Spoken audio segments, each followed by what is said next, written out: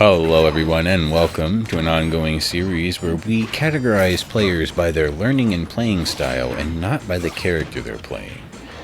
Now, today I'd like to cover better players, how to classify them, counter them, and play against them.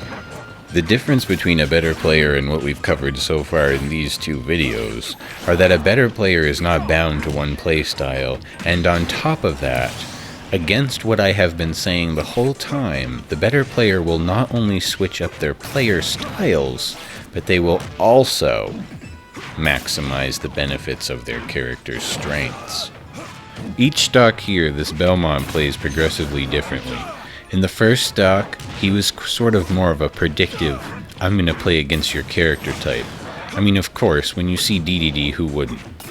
Now that it is the second stock and I've taken that first one and woken this player up, now they're going for the zone heavy with a little bit burst of aggro. So, Seed breaks my zone right there, for example, but also continues to hail me with projectiles. I kept my stock and earned quite a bit of damage during that last one, so I'll continue to play the same, not overcommitting too hard in his zone while attempting to get close to him. Every time I see an axe come out, I'm going to avoid it rather than try and inhale it, because you can get F-smashed almost any scenario for trying to use inhale in this matchup. So from this point on, the Belmont has two game plans. Either they can play extra defense heavy, or go a little bit aggro to make something happen and then switch back to defense heavy.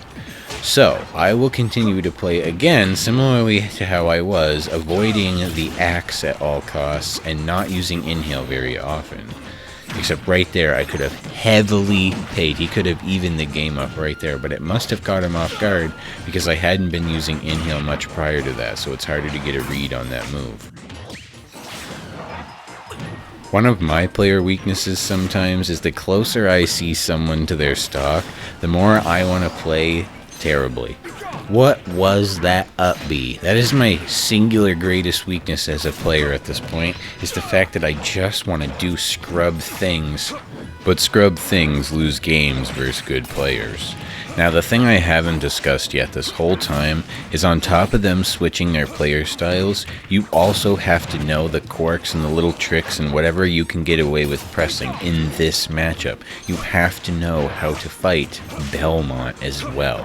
So not only must you counteract all those playstyles, you gotta know when you can tomahawk up smash.